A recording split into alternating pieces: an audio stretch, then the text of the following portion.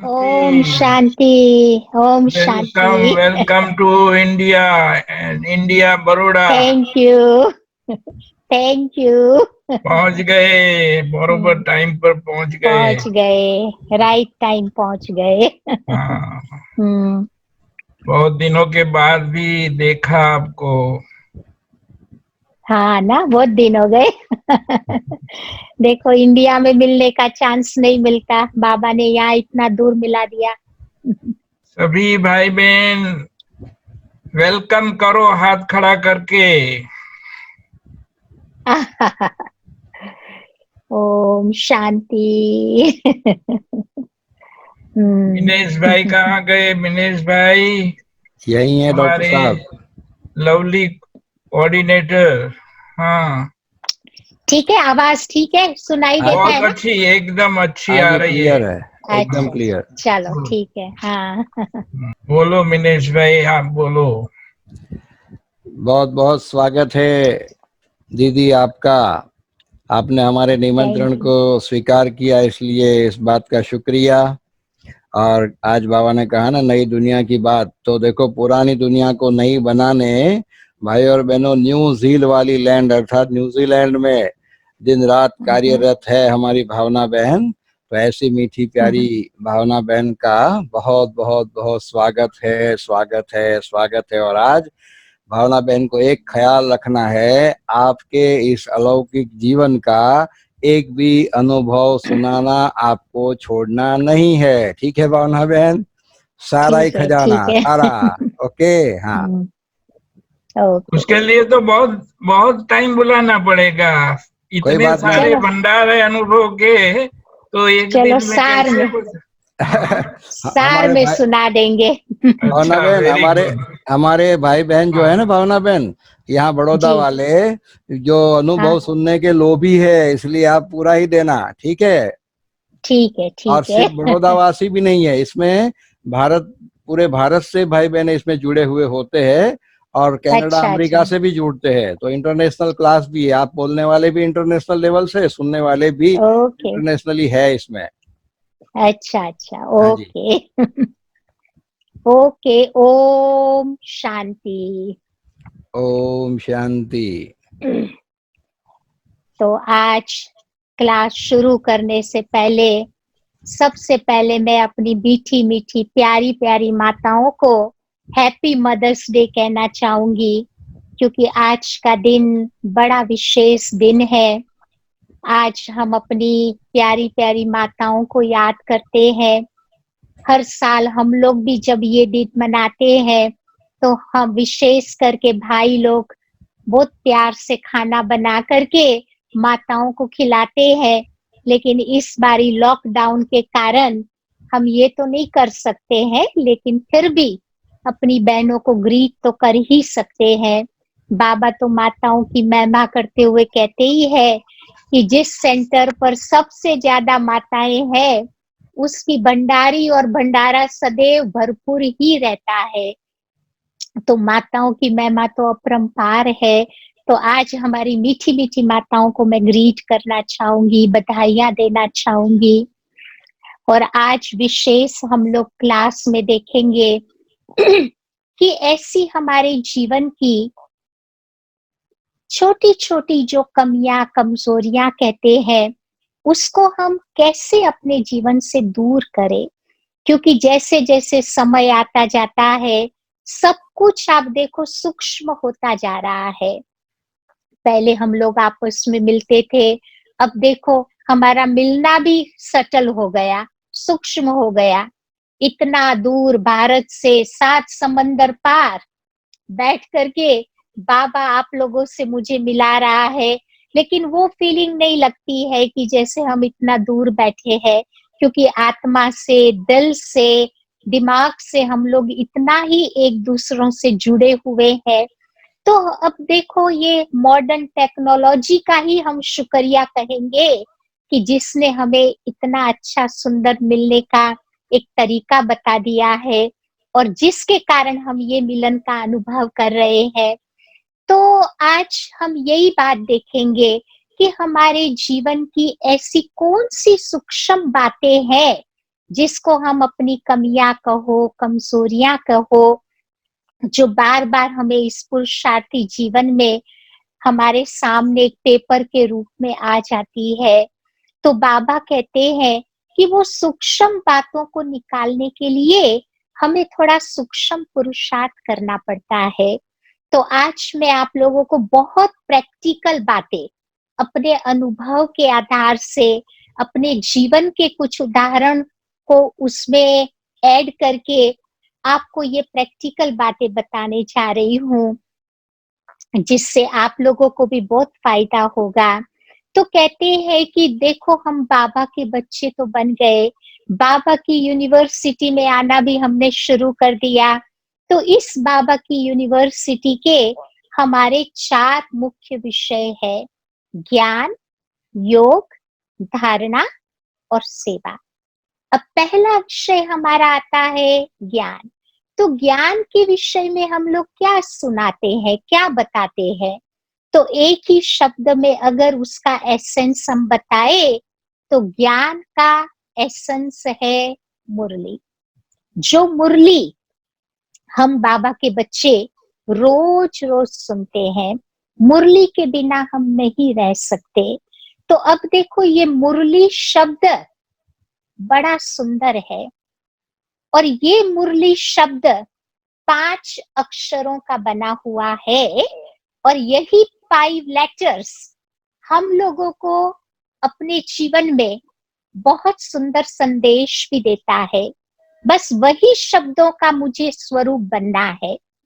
तो मुरली शब्द 5 अक्षरों से बना हुआ है: म, उ, र, ल, ई। या तो पहला शब्द है म। तो म मुझे क्या सिखाता है? तो रोज मुरली में हम लोग सुनते हैं ना, बाबा हम बच्चों को क्या कहते हैं? मीठे मीठे बच्चे। तो मीठे मीठे बच्चे कह कह करके बाबा हम बच्चों को मधुर बना देता है। तो ये मधुरता का गुण वो हमें मुरली सिखाती है।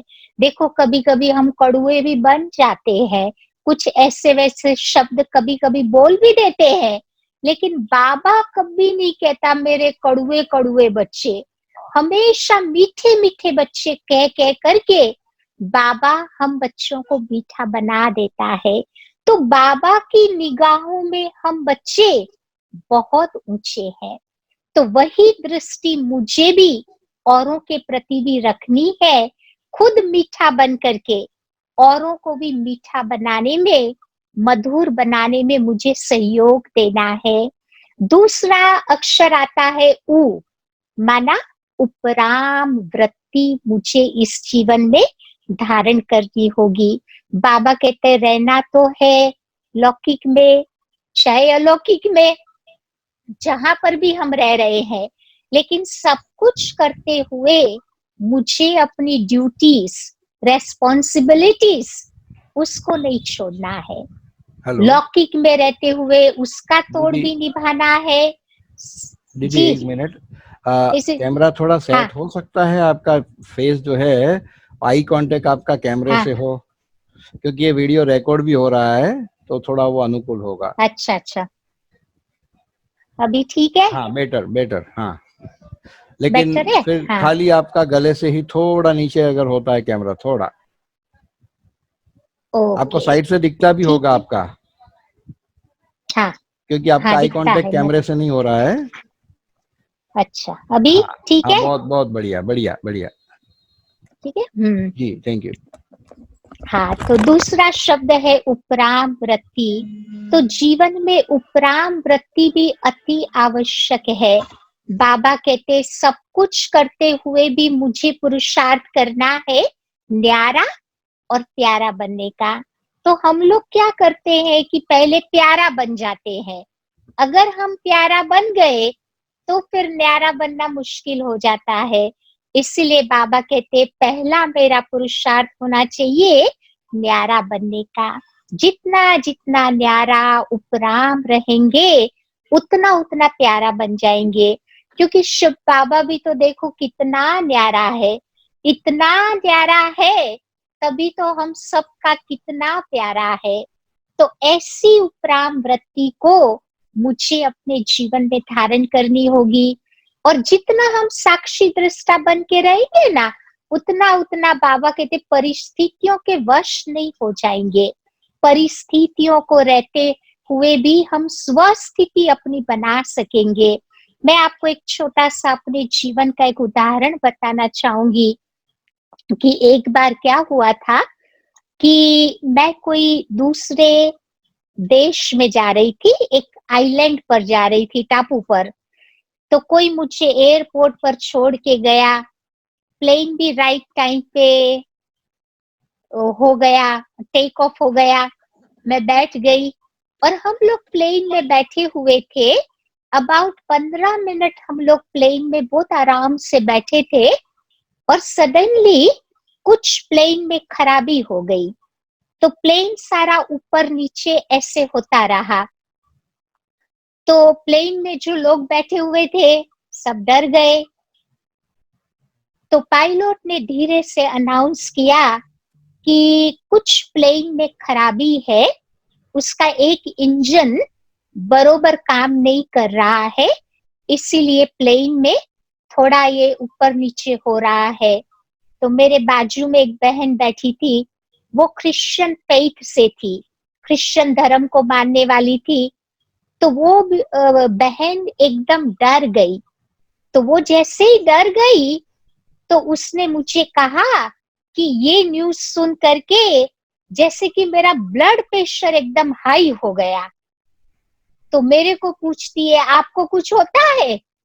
तो मैंने कहा कि भाई मेरा प्रेशर तो राइट है, आप क्या करो, हम लोग देखो 25,000 फुट जमीन से ऊपर है और यहाँ पर कोई हमारे परिवार वाले, मित्र, संबंधी कोई हमें रेस्क्यू करने के लिए नहीं आएंगे, कोई नहीं बचाएगा। एक ही व्यक्ति हमें बचा सकता है, वो है परमात्मा। तो वो क्रिश्चियन धर्म की थी। तो मैंने उसको बोला कि तुम जीसस क्राइस्ट में विश्वास रखो, या और अपने जीवन की अच्छी अच्छी बातों को याद करो। तो इससे क्या होगा, आपके दिमाग से ये डर वाले जो थॉट्स है, विचार है, वो धीरे धीरे दूर होते जाएंगे। फिर धीरे धीरे पायलट ने प्लेन में अनाउंस किया कि अब हम इस एयरक्राफ्ट को अपनी मंजिल पे नहीं ले जा सकते हैं, इसको मुझे डाइवर्ट करके जो नजदीक वाला एयरपोर्ट होगा वहां मुझे उसको लैंड करना पड़ेगा। तो फिर वो लोग ढूंढ रहे थे, जो नजदीक वाला एयरपोर्ट था वो 20 मिनट की दूरी पर था। या तो धीरे धीरे पायलट ने पूरा एयरक्राफ्ट डाइवर्ट किया और वापस वो ले जाने वाला था। या लेकिन प्लेन अंदर से तो एकदम हिल रहा था।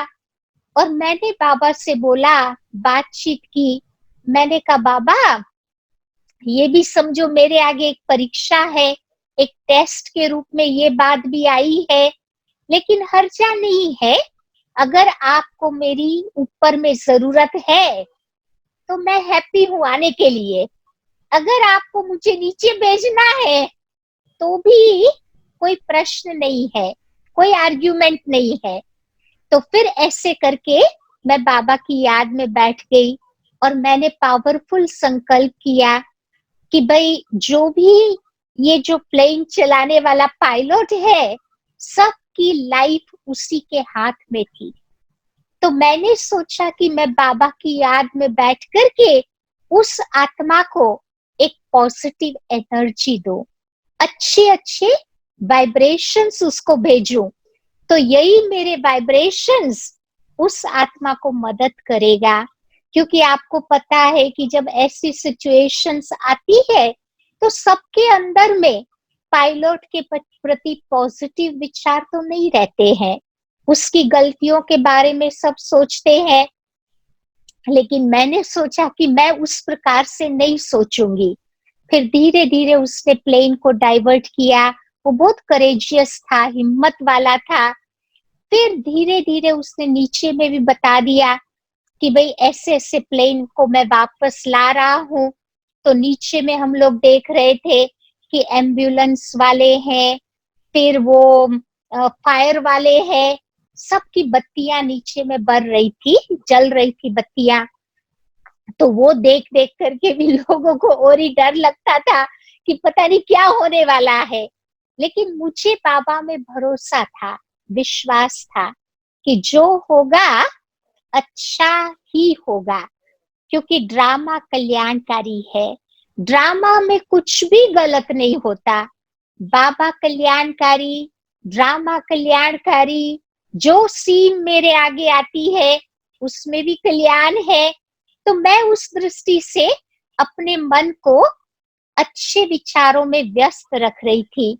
और फिर धीरे धीरे क्या हुआ कि उसने बड़ा आसानी से प्लेन नीचे उतारा और हम कुछ ही फुट के करीब ऊपर में थे।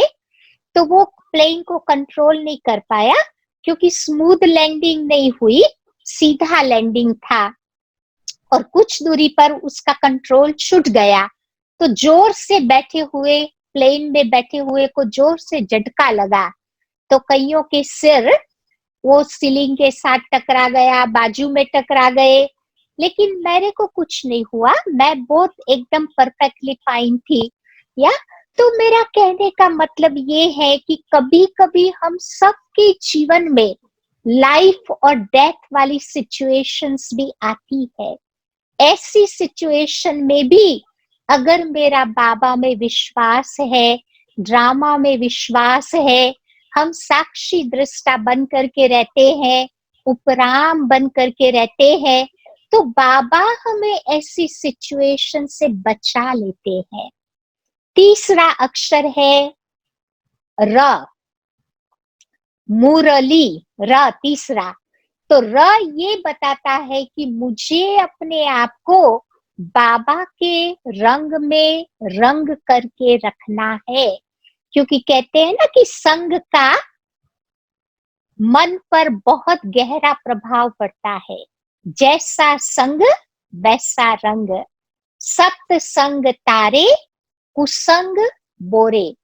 तो जितना जितना मेरा बाबा के साथ संग होगा, अच्छे ब्राह्मण परिवार के साथ संग होगा, जो बाबा के बच्चे सचमुच में इस जीवन में पुरुषार्थी है, जो पॉजिटिव है, जो ज्ञानी योगी है, जो श्रीमत पर चलने वाले हैं, ऐसे पुरुषार्थी ब्राह्मणों का संग मेरा जीवन बदल देगा। उनका रंग मेरे पर जरूर चढ़ेगा। तो इस प्रकार ये संग का रंग आत्मा को एकदम अच्छा बना देता है। चौथा अक्षर है ल, अर्थात मुझे लवलीन बन करके रहना है। नहीं, देखो भागवत का गायन है, गोपियों का कृष्ण से कितना प्यार था। तो वो गोपियां कौन थी? तो वो हम ही तो गोपियां है ना। गोपी किसको कहते हैं? गो माना शरीर की ये कर्मेंद्रियां, पी माना जिसने पी लिया हो। जो अपनी कर्मेंद्रियों का मालिक है वो है गोप और गोपी। कहते हैं कृष्ण जब मुरली बजाते थे, गोप गोपियां भागते थे उस मुरली के पीछे, अपनी सुध बुध भूल जाते थे, क्योंकि वो मुरली से उनको अति इंद्रिय सुख का अनुभव होता था। तो ये हमारा ही तो गायन है ना, हम ही तो गोप गोपियां है ना। देखो मुरली की भी एक विशेषता होती है कि वो मुरली का मधुर संगीत कब निकलता है? जब मुरली अंदर से खाली होती है। बांस की मुरली आप सबने देखी है, अंदर से खाली होती है। तो उसी प्रकार जब हम भी अंदर से खाली हो जाते हैं, किससे खाली होना है? तो बाबा कहते देह अभिमान से खाली होना है। हमें भी अहंकार से खाली हो जाना है, तब जाकर के इस जीवन का मधुर संगीत जिसको हम एंजॉय कर पाएंगे, जिसका हम आनंद ले पाएंगे। तो ये हो गया लव में लवलीन होने की बात। और पांचवा अक्षर है ई, माना ईश्वरीय नशे में रहना है। कुछ भी हो जाए मेरे जीवन का, वो ईश्वरीय नशा, बाबा कहते नारायणी नशा कभी भी कम नहीं होना चाहिए। देखो ब्रह्मा बाबा को भी कितना नशा रहता था। बाबा क्या कहते थे कि देखो बच्चे, अभी अभी मैं ये पुराना शरीर छोड़ जाए विष्णु बनने वाला हूँ। बाबा कृष्ण को बड़े प्यार से विष्णु बोलते थे। या तो ऐसा नशा हमें भी चढ़ा करके रखना है कि अभी अभी ये पुराने चोले में बैठे हैं, जाकर के अभी अभी देवताई शरीर लेने वाले हैं। तो ये नशा जब अंदर में चढ़ेगा, ये 5 बातें हमारे जीवन में होगी, तब जाकर के हम मुरली का सही रूप में अर्थ समझकर उसे अपने जीवन में उतार सकेंगे।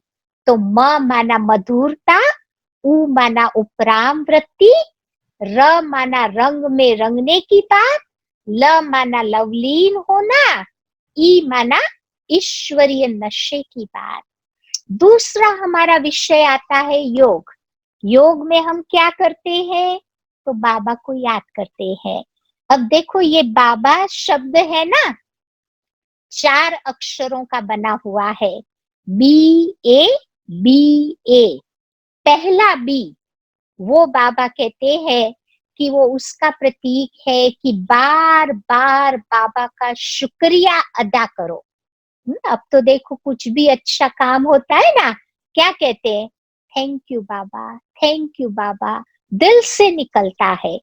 तो ऐसे बाबा की जितनी जितनी शुक्रिया हमारे दिल से निकलती जाएगी, उतना उतना बाबा के साथ का हमारा जो संबंध है वो बहुत घनिष्ठ होता जाएगा, नजदीक का होता जाएगा। बाबा को भी शुक्रिया करो और औरों को भी शुक्रिया करो। चाहे कोई कुछ भी करता है, चाहे मेरी महिमा करता है, कोई मेरी ग्लानि करता है, उनको भी शुक्रिया करते जाओ। तो ये बाबा कहते हैं एटीट्यूड ऑफ ग्रेटिट्यूड, ना सबको अप्रिशिएट करो। ये ग्रेटिट्यूड वाला मुझे दृष्टिकोण अपने जीवन में धारण करना होगा। दूसरा अक्षर है ए, माना अमृत वेला को मुझे पावरफुल बनाना है। आज भी बाबा वरदान में कह रहे थे हम बच्चों को कि जितना जितना मेरा अमृत वेला पावरफुल होगा, उतना उतना बाबा से वो शक्तियों की प्राप्ति होती रहेगी और वही शक्तियां मेरे जीवन की सूक्ष्म कमजोरियों को निकालने में मदद करेगी। नहीं, बाबा ने हम बच्चों को बहुत स्पेशल टाइम दिया है। वो टाइम है अमृत वेले का समय, जिस समय बाबा भोला भंडारी बन करके बैठता है, अपने सारे खजानों को खोल करके बैठता है। और वही तो टाइम होता है जब बाबा जो हम चाहे सो हम बाबा से उसी टाइम ले सकते हैं। तो इस प्रकार अमृत वेले के उस महत्व को जानना है।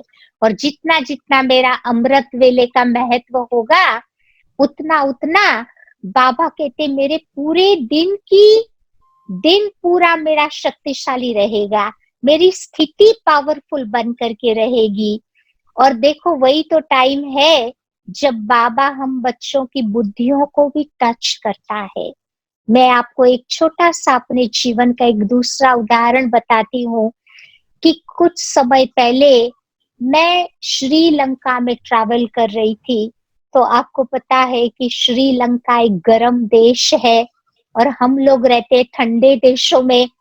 या तो मैं वही टूर कर रही थी, अलग अलग सेंटर पर सर्विस टूर का एक प्रोग्राम था।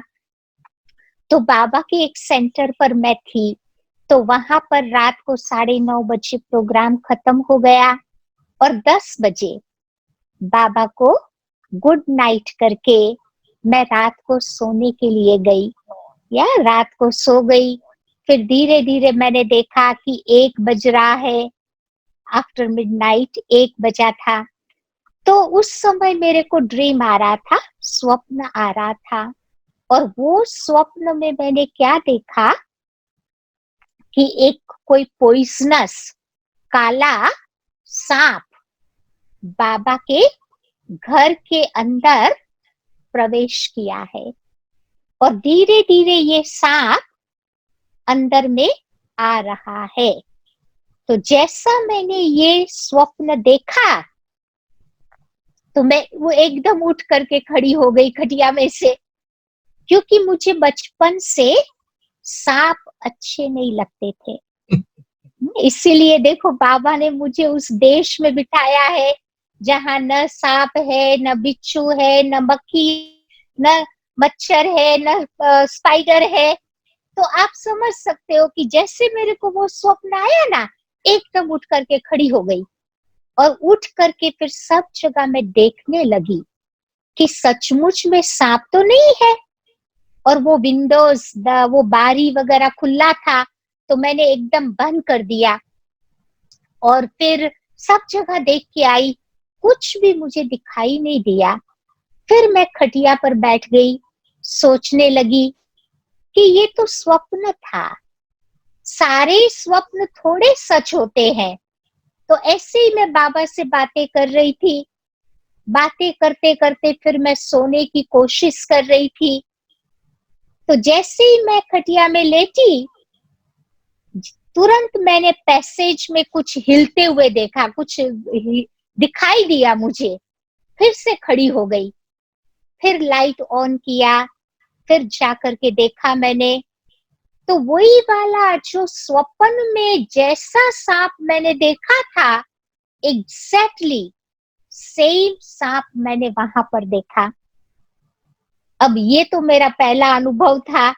वैसे पिक्चर में देखो या इधर उधर तो सांप हम लोग देखते हैं फोटो में, लेकिन जीता जागता जिंदा सांप मैंने पहली बार अपने लाइफ में देखा। और मुझे एक सेकंड समझ में नहीं आया कि मैं क्या करूं। तो फिर वो बहनें थी, 2-3 बहनें सेंटर में रहती थी, सब सारी गहरी नींद में थी क्योंकि इट वॉज आफ्टर मिडनाइट। तो फिर मैंने उन बहनों को उठाया। मैंने कहा इनको तो उठाना तो पड़ेगा ही मुझे। तो मैंने आवाज लगाई तो वो 2 बहनें दौड़ती दौड़ती मेरे रूम में आई, मेरे को पूछने लगी कि सिस्टर क्या हुआ क्या हुआ। मैंने कहा हुआ कुछ भी नहीं है, ये मेहमान आए हुए हैं और मुझे नहीं मालूम उनको कैसे हैंडल किया जाता है। या तो फिर ये बहनें दे एग्जैक्टली न्यू ना कि भी कैसे उनको हैंडल करना है। तो एक बहन दौड़ करके केरोसिन ले आई, तो उसने वो केरोसिन मेरे रूम के आगे छाट दिया, स्प्रिंकल कर दिया। तो क्या है कि ये जो सांप होते हैं ना, उनको केरोसिन की स्मेल पसंद नहीं आती है। तो जैसे ही उसने वो छिड़का तो सांप ने अपना डायरेक्शन बदल दिया, दूसरी डायरेक्शन में वो चला गया। तो जहां पर उसने डोर खोल के रखा था तो वो बाहर में चला गया।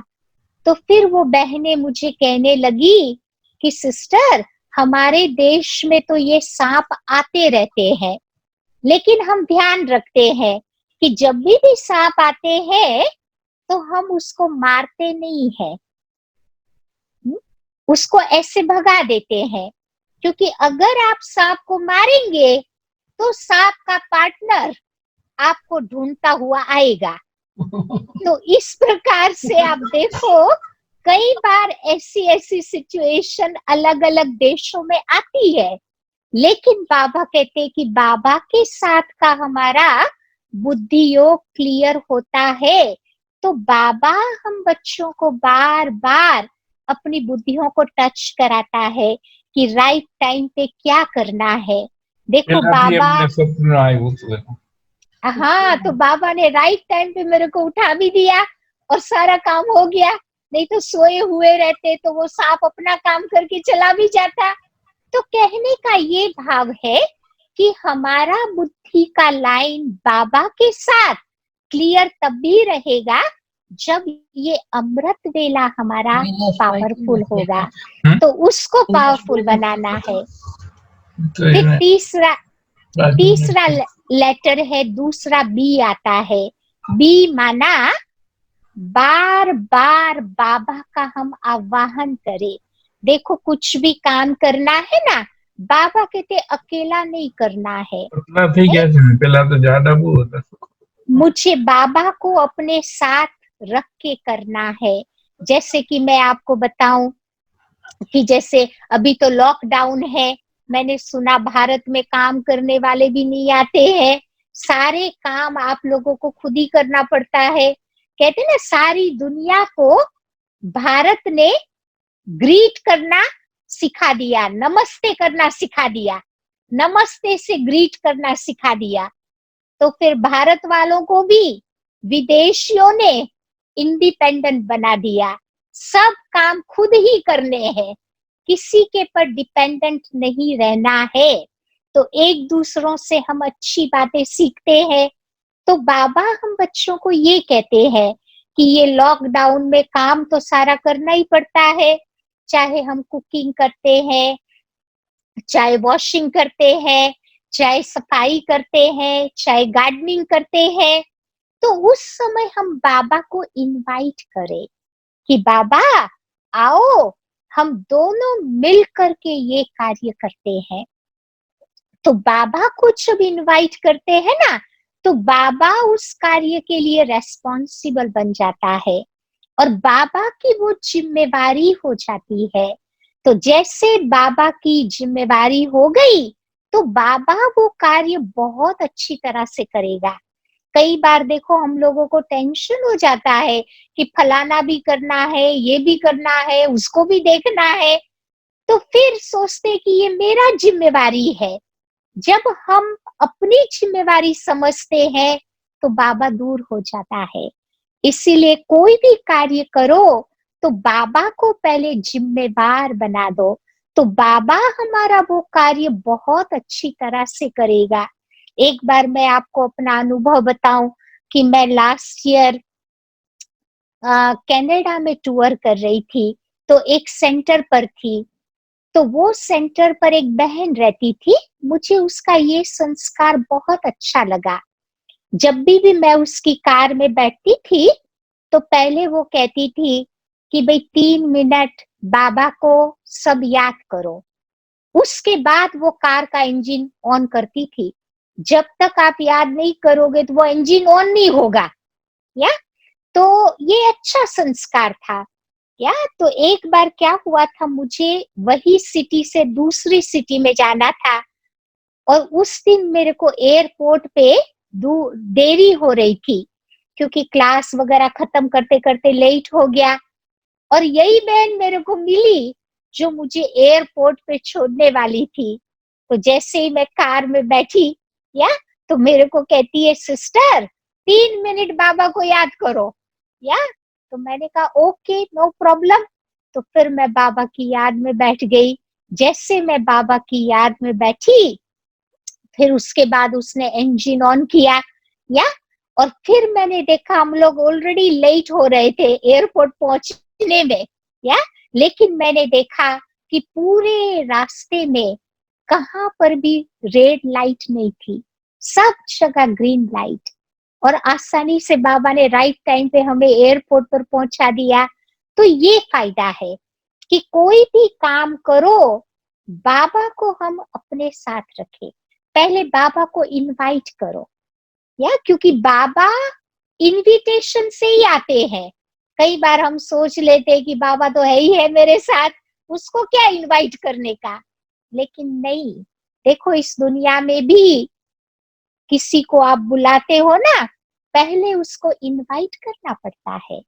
तो मेरा भी यही फर्ज है कि मैं भी पहले बाबा को बुलाऊं। माया भी देखो हमारे बुलावे पर ही आती है।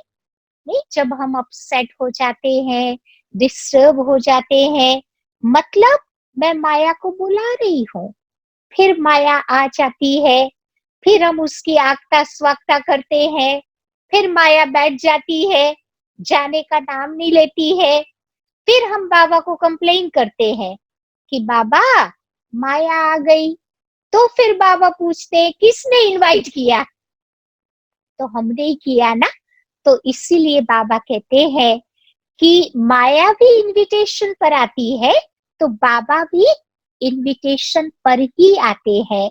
तो माया मासी का, बाबा कहते मासी मासी करके उसने तो हमें फांसी पे चढ़ा दिया, तो अब उसका ध्यान रखना है और बाबा को अपना कंपेनियन साथी बना देना है। और चौथा अक्षर है ए, माना अटेंशन रखना है। मुझे इस मार्ग में सावधान रहना है। हाँ, किससे सावधान रहना है?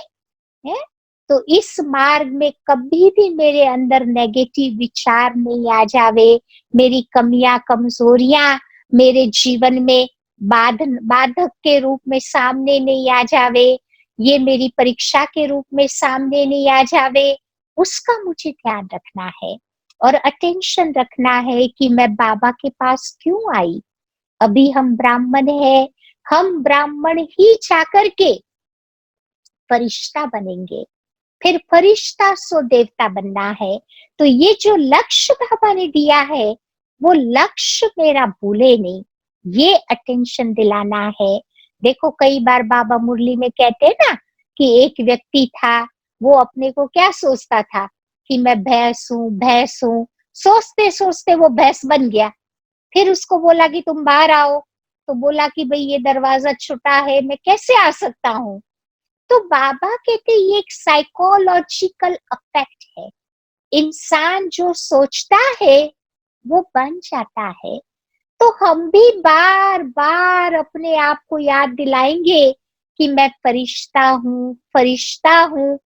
तो ये सोचते सोचते बाबा कहते हमारा बिहेवियर भी फरिश्ता जैसा जरूर बन जाएगा।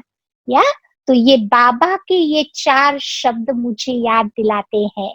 पहला बी माना बाबा का शुक्रिया अदा करो हर बार, और सभी का भी शुक्रिया अदा करो। ए माना अमृत वेले का पावरफुल बनाना है। दूसरा बी माना बाबा को बार बार अपने कार्य के लिए इनवाइट करो, बाबा को बुलाओ।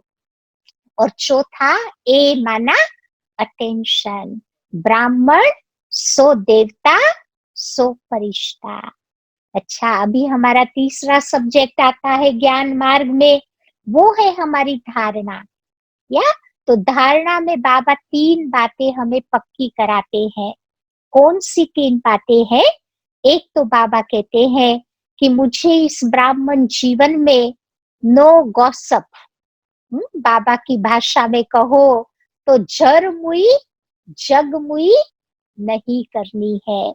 या बस अपना स्व का चिंतन करो, जितना जितना स्व चिंतन होगा उतनी उतनी बाबा कहते हमारी उन्नति होती जाएगी। और पर चिंतन क्या है? पतन की जड़ है, उससे मेरा ज्ञान मार्ग में प्रोग्रेस नहीं होगी। इसलिए बाबा कहते कि बार बार मुझ आत्मा को याद दिलाना है कि मुझे इधर की बात इधर, उधर की बात इधर नहीं करना है। उसके लिए हमारे शास्त्रों में पता है ना किसका यादगार है? नारद जी का। या हाथ में गिटार लेकर के मुख से तो नारायण नारायण को याद करते थे, लेकिन क्या काम करते थे? इधर की बात जाके इधर करते थे, उधर की बात उधर करते थे, यानी एक दूसरों के बीच लड़ाई करवाते थे। या इसलिए हमारे अंग्रेज भाई बहने नारद को कहते स्पिरिचुअल जर्नलिस्ट था वो। या तो हमें ऐसा नहीं बनना है। या तो हमें कैसा बनना है? हनुमान की तरह बनना है।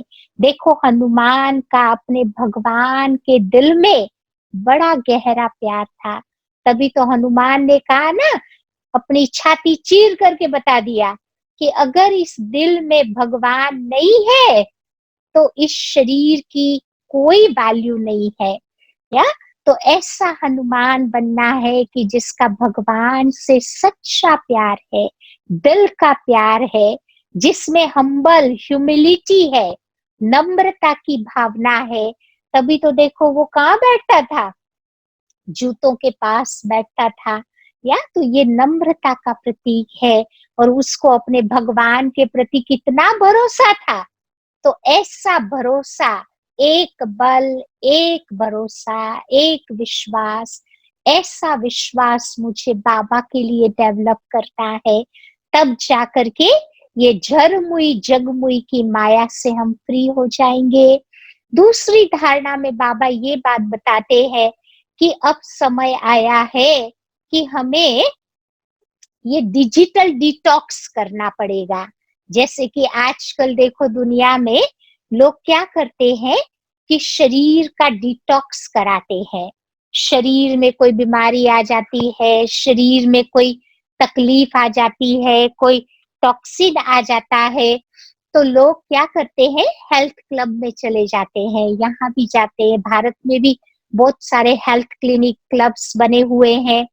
तो वहां जाकर के वो 8, 10, 15 दिन, 20 दिन, 21 दिन ऐसे रहते हैं, और फिर वो शरीर का डिटॉक्स कराते हैं। उस प्रकार का जूसेस वगैरह, डाइट वगैरह लेकर के अंदर की सफाई कराते हैं।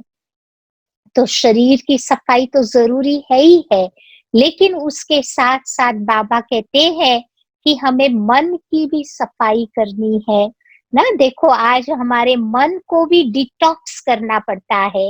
मन में भी बहुत सारा टॉक्सिन आ गया है। या जैसे वो गांधी जी के 3 बंदर थे ना, वो क्या करते थे, या वो हमेशा यही कहते थे कि hear no evil, see no evil, talk no evil. न बुरा देखो, न बुरा बोलो, न बुरा सुनो। तो गांधी जी के तो 3 ही बंदर थे, लेकिन आज मैं आपको बताऊं कि हमारे तो ये 5 बंदर हमारे माइंड को पकड़ करके बैठे हैं। या आप पूछेंगे कि वो 5 बंदर कौन से हैं? या तो ये 5 बंदरों ने हमारे मन को एकदम टॉक्सिन से भर दिया है। या तो वो 5 बंदर है। एक है व्हाट्सएप। या आज दुनिया वाले क्या करते हैं, फोन में सवेरे उठते ही व्हाट्सएप चेक करते हैं, रात को सोते भी गुड नाइट भी व्हाट्सएप से होती है। तो एक ये व्हाट्सएप, उसमें आप देखो कई बार अच्छी बातें भी होती है, ऐसा नहीं है, लेकिन कई बार जो बेकार की बातें भी लोग भेजते रहते हैं। तो वो सुनते सुनते मेरे दिमाग में वो बातें बैठ जाती है, जो फिर बाबा के साथ योग नहीं लगने देगा।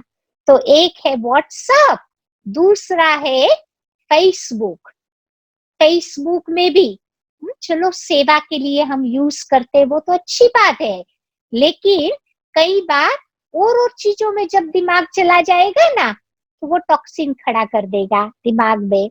फिर आप देखो यूट्यूब, या लोग सर्फिंग करते हैं। बाबा की साइट में जाओ, सेवा के भाव से जाओ तो ठीक है, लेकिन कभी कभी बाबा के साथ साथ और चीजों में भी हम सर्फिंग कर देते हैं। तो फिर वो यूजलेस इंफॉर्मेशन हमारे दिमाग में स्टोर हो जाती है, जो फिर मुझे योग नहीं लगने देती है। चौथी बात है ये ट्विटर अकाउंट्स, लोग ट्वीट करते रहते हैं, कितने सारे दुनिया भर के समाचार उसमें होते हैं। और 5वां है इंस्टाग्राम। तो ये 5 बंदरों ने हमारे दिमाग को पकड़ के रखा है। इसीलिए बाबा कहते हैं कि कभी कभी थोड़ा बैठ करके मुझे अपने दिमाग को या इन सब बातों से फ्री कर देना चाहिए। चलो बाबा ने ये मॉडर्न टेक्नोलॉजी दी है, बहुत अच्छी बात है। देखो आज ये मॉडर्न टेक्नोलॉजी नहीं होती तो इतना दूर बैठे भी मैं आपको नहीं मिल सकती थी। तो बाबा की सेवा के लिए ये अच्छी चीजें हैं, लेकिन सेवा के नाम पर हम और चीजों में अगर उसको यूज कर देते हैं ना, तो फिर वो मेरे माइंड में टॉक्सिन खड़ा कर देगा। तो इसीलिए बाबा कहते जितनी जरूरत है उतना ही मुझे यूज करना है, ज्यादा इन सब चीजों में अपने दिमाग को नहीं लगाना है। और तीसरी धारणा की मुख्य बात है अंतर्मुखता, साइलेंस। क्योंकि आत्मा का धर्म ही है शांति। तो जितना जितना हम शांति में रहेंगे, मौन में रहेंगे, उतना उतना बाबा कहते हमको फायदा है। हम लोगों को याद है जब शुरू शुरू में हम लोग ज्ञान में आए थे ना, बहुत नशा चढ़ा हुआ था। और वीक का एक दिन, स्पेशली गुरुवार हो या सोमवार शुभ बाबा का दिन, या एक दिन हम लोग मौन रखते थे, पूरा दिन साइलेंस में रहते थे, अंदर का भी मौन, बाहर का भी मौन। क्योंकि जितना जितना हम साइलेंस में रहते हैं ना, उतना उतना हम अपने अंदर में शक्तियों का स्टॉक जमा कर देते हैं, और यही शक्तियां मेरे काम में आने वाली है। तो इसीलिए बाबा कहते हैं कि कभी कभी थोड़ा एकांत में चले जाए, अंतर्मुखी बनकर अपनी अंदर में रही हुई आत्मा है, कभी उसकी कंपनी को एंजॉय करे, कभी बाबा की कंपनी को एंजॉय करे। ऑल द टाइम बाहर मुक्ता में रहते हैं ना, तो बाहर के लोग दिखाई देते हैं, फिर उनकी कमियां कमजोरियां दिखाई देती है, हमारी खुद की तो नहीं दिखाई देती। वो तभी दिखाई देगी जब हमारा अंतर्मुखता का एक अभ्यास होगा। तो ये धारणा में 3 बातें अति आवश्यक है। फिर बाबा कहते सेवा, सेवा में 4 बातें, या तो पहली बात बाबा कहते हैं कि जो भी बाबा की हम सेवा करें ना, सेल्फलेस सर्विस होनी चाहिए, निस्वार्थ भाव से सेवा करनी है। या कई बार थोड़ी इच्छा रहती है कि मैं ये सेवा करूं तो मुझे थोड़ा नाम मान शान मिल जावे, कोई मेरी महिमा कर देवे। तो ये एक्सपेक्टेशंस जब हम रखते हैं ना, तो एक्सपेक्टेशंस जब हमारी पूरी नहीं होती तो फिर हम दुखी हो जाते हैं। तो इसीलिए बाबा कहते हैं कि मुझे निस्वार्थ बन करके सेवा करनी है। मैं आपको एक छोटा सा उदाहरण बताती हूँ कि एक बार क्या हुआ था कि किसी विदेश का ये अनुभव है। कोई एक व्यक्ति था, वो मधुबन में आया। मधुबन में आकर के उसने सारा देखा, 3 दिन रहा, उसको बहुत अच्छा अनुभव हुआ। अच्छा अनुभव होने के बाद उसने दादी को रिक्वेस्ट किया कि दादी, इस प्रकार की सेवा मैं अपने देश में करना चाहता हूँ। तो दादी ने बोला कि ठीक है, अगर आप अपने देश में सेवा करना चाहते हो, सेंटर खोलना चाहते हो, ये तो बहुत अच्छी बात है। या फिर ये व्यक्ति अपने देश में वापस आया।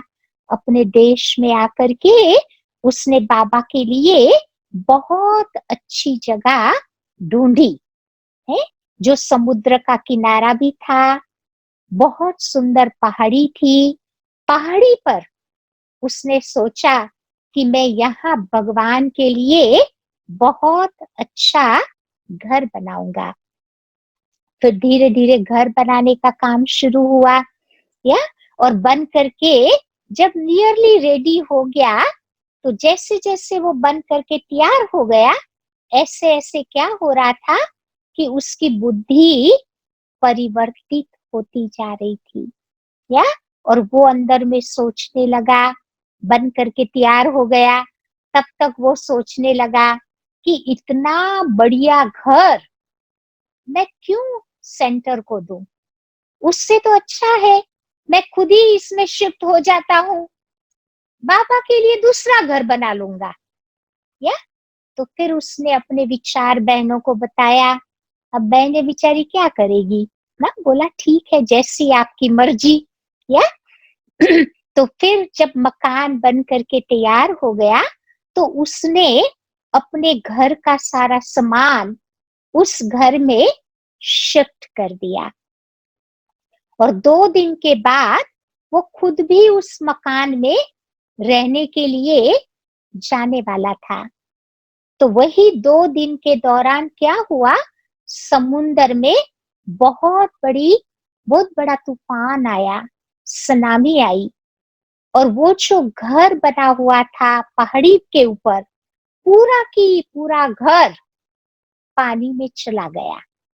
या फिर इस भाई ने देखा कि मेरा सारा घर पानी के अंदर चला गया, या तो उसने क्या बोला कि ओ, वो मेरा घर थोड़ा था, वो तो बाबा का घर था। तो कहने का मतलब ये कि देखो माया कैसे आकर के हमारी बुद्धि का परिवर्तन कर देती है। अगर बाबा का घर होता तो बाबा संभाल लेता, उसमें मेरापन आ गया, या स्वार्थ की भावना आ गई, निस्वार्थ मोटिव नहीं रहा। तो सेवा करते करते थोड़ा भी अगर मेरापन आ जाता है तो वो सेवा में बाबा कहते हैं सफलता नहीं मिलती है। इसलिए बाबा कहते हैं कि जो भी हम बाबा की सेवा करें ना, निस्वार्थ भाव से करें, कि ये प्योरली बाबा की सेवा है, उसमें अपना फायदा नहीं देखना है। अगर मैंने थोड़ा भी अपना फायदा देखा तो फिर बाबा कहते वो सेल्फिश सेवा हो जाएगी। तो सेवा में ऐसा निस्वार्थ भाव मुझे क्रिएट करना है। दूसरी बात बाबा कहते जो भी बाबा की हम सेवा करते हैं ना, वो सेवा बाबा की श्रीमत के अनुसार वो सेवा होनी चाहिए। अगर उसमें मैंने अपनी मन मत यूज की, पर मत यूज कर दी, तो फिर वो सेवा में सफलता प्राप्त नहीं होती है। कई बार आप देखो कि हम बाबा की श्रीमत में मन मत भी यूज कर देते हैं। नहीं, कई बार आप देखो मुरली में हम सुनते हैं, बाबा कहते हैं ना कि जो बाबा के बच्चे आर्मी में काम करते हैं, वो लोग क्या अपना खाना नहीं बना सकते, या उनको वहीं पर जो खाना बनता है वही खाना पड़ता है। तो बाबा उन बच्चों के लिए कहते हैं कि ओके बच्चे, आप दृष्टि दे करके वो खाना खा सकते हो। या फिर हम वही मुरली पढ़ते हैं, फिर सोचते हैं कि अरे बाबा ने तो ऑलरेडी मुरली में बता दिया कि तुम बच्चे दृष्टि दे करके खाना खा सकते हो। तो अब देखो ये आधी बात मैंने ली, पूरी बात नहीं समझी। वो बाबा ने मेरे को नहीं बोला था, परंतु जो बाबा के बच्चे आर्मी में काम करते हैं उनके लिए बाबा ने ये बात कही। या तो ऐसे ऐसे कभी कभी श्रीमत में मन मत को ऐड कर लेते हैं, फिर हमारे जीवन में सफलता नहीं मिलती है। कभी कभी हम बाबा की श्रीमत में पर मत ऐड कर लेते हैं, या कभी हमारे फैमिली मेंबर्स है, फ्रेंड्स है, कभी उनसे मिलते हैं, तो कई बार हमारा जीवन देख करके वो लोग कमेंट्स करते हैं, कहते हैं कि अरे अभी तो आप बहुत यंग हो, अभी से सफेद कपड़े क्यों पहन लिए, अभी से तुम वेजिटेरियन क्यों बन गए, अभी से क्यों शाकाहारी बन गए, अरे आप जब बूढ़े हो तब भगवान को याद करो। या अब देखो ये भी कोई गारंटी तो है नहीं कि हम बुढ़े भी होंगे। या बाबा के घर से आए, कोई कॉन्ट्रैक्ट लेकर के तो आए नहीं थे कि हम 100 साल तक जिएंगे, कोई कॉन्ट्रैक्ट हमारे पास नहीं है। हमें ये भी नहीं पता कि कौन घड़ी हमारी आखिरी घड़ी है, ये भी नहीं मालूम है। तो कई बार उन लोगों की ऐसी ऐसी बातें सुन करके हम उनके प्रभाव में आ जाते हैं। कई बार सोचते हैं कि हाँ भाई इनकी बातें तो ठीक है, तो कभी कभी बाबा की बातों को सुनते हुए भी हम पर मत की बातों को ज्यादा सुन लेते हैं। तो इस प्रकार से मुझे थोड़ा ध्यान रखना है कि कभी भी बाबा की श्रीमत में न तो हम मनमत ऐड करें, न परमत ऐड करें, तो फिर हमें जीवन में सफलता मिलेगी। फिर बाबा कहते कि सेवा में न्यूनेस भी होनी चाहिए। नए नए तरीके जब सेवा में अपनाते हैं तो उससे हमें फायदा होता है। कई बार आप देखो कि नए नए तरीके अपनाने के लिए जो बाबा के बच्चे हैं उनको नई नई स्किल्स सीखनी पड़ती है। जिस प्रकार के लोगों से मिलते हैं उस प्रकार से उनको वो बाबा का ज्ञान देना पड़ता है। तो वो तरीके ढूंढने पड़ते हैं, अपने आप को सिखाने पड़ते हैं। जैसे मैं आपको अपना उदाहरण बताऊं कि कभी बाबा हम लोगों को क्रिश्चियन देश में भेज देता है, कभी बौद्धिस्ट कंट्रीज में हम लोग चले जाते हैं, कहाँ चले जाते हैं जहाँ मुसलमान भाई बहने ज्यादा है। अब उन आत्माओं को भी हमें बाबा का ज्ञान तो सुनाना है ना, लेकिन वो तरीका सीखना पड़ता है कि चलो बुद्धिस्ट है तो जैसे कि वो अपने आप को इस परिवार का समझे, वो भी समझे कि मैं इनको बिलोंग कर रहा हूं। अगर उनको अपनेपन की वो फीलिंग दी तो फिर वो बाबा का बच्चा बन जाएगा। तो उसके लिए बाबा कहते वो अलग अलग तरीके सीखने पड़ते हैं। है बाबा का ही ज्ञान, हम लोग वेस्टर्न कंट्रीज में रहते हैं तो सबसे पहले इन वेस्टर्न माइंड को समझना पड़ता है, समझ करके फिर उस ढंग से उनको बाबा का ज्ञान सुनाते हैं ताकि वो बाबा के ज्ञान को समझ लेते हैं। जैसे भारत में तो आप देखो हर एक आत्माओं को भगवान से नेचुरल प्यार है, तो इजी है, ज्ञान देना बहुत इजी है। लेकिन इन देशों में तो भगवान को जानते ही नहीं है, भगवान से प्यार तो है ही नहीं, तो उनको ज्ञान के माध्यम से भगवान में प्यार क्रिएट करवाना पड़ता है। तो थोड़ा तरीका अलग है। तो ये नए नए तरीके जब हम लोग अपने आप को सिखाते हैं, ये स्किल्स जब सीखते हैं, तब बाबा कहते सेवा में नवीनता आएगी। और जब नवीनता आएगी तो वो नवीनता के कारण हमारे अंदर भी उमंग उत्साह रहेगा और दूसरों में भी हम उमंग उत्साह को भर सकेंगे। और चौथी बात सेवा में बाबा कहते स्वमान में रह करके मुझे सेवा करनी है, हमारा चेहरा ही सेवा करे। कई बार हम देखते हैं कि हमारे पास अंग्रेज भाई बहने आते हैं, जब आते हैं तो दे आर हाफ डेड, अधमरे होते हैं। जब हम लोगों से मिलते हैं, बातचीत करते हैं, पहला सवाल करते हैं कि आप लोग ऐसी दुनिया में रहते हुए ऐसी इतनी परिस्थितियों का सामना करते हुए आप लोग इतना खुश कैसे रहते हो, इतना हंस कैसे सकते हो। या तो फिर उनको हम बताते हैं कि भाई हमारे को भगवान ने यही सिखाया है कि स्वमान में रहना है, सेल्फ रेस्पेक्ट को बिल्ड अप करके रखना है। तो जितना जितना सुमान होगा उतनी हमारे जीवन में खुशी रहेगी और वही खुशी अपने आप सेवा करती रहेगी। फिर ज्यादा शब्द नहीं बोलने पड़ेंगे, परंतु हमारा ये खुश चेहरा ही सेवा करता रहेगा। तो इस प्रकार से ये 16 बातें जो आज आपको बताई, तो इन 16 बातों के पर अगर मेरा ध्यान है, अटेंशन है, तो फिर ये ब्राह्मण जीवन में आने वाली हमारी सूक्ष्म छोटी छोटी कमियां कमजोरियां है, उनको हम दूर कर सकेंगे। दूर करके फिर अपना जीवन हम श्रेष्ठ बना सकेंगे और बाबा की जो आशाएं हैं उन आशाओं को हम पूर्ण कर लेंगे।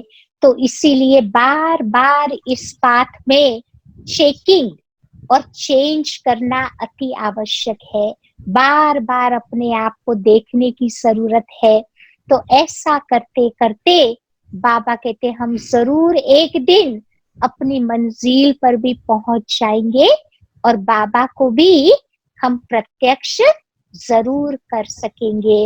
या अगर आप लोगों को कुछ पूछना हो, कोई प्रश्न हो, तो आप लोग पूछ सकते हो। या बाकी ये 16 बातें जो आज आपको बताई, आप भी उसके बारे में थोड़ा सोचना, उसके पर मनन चिंतन करना और उसको अपने जीवन में धारण करने का एक हम लक्ष्य रखते हैं तो हम बहुत कुछ आगे बढ़ जाते हैं। ठीक, ओम शांति। जी थैंक यू दीदी, आपने बहुत अच्छा तरीका निकाला, वंडरफुल तरीके से आपने अपने अनुभव भी सुनाए और साथ साथ ज्ञान की बातों में रमण भी करवाया, चारों सब्जेक्ट पर ध्यान खिंचवाया और उसी के अंदर अनुभव को भी समा लिया। ये एक नया और अनोखा तरीका आज आपने सुनाया, सिखाया, बताया। तो इस नए तरीके के लिए भी आपका शुक्रिया, बहुत अच्छा लगा।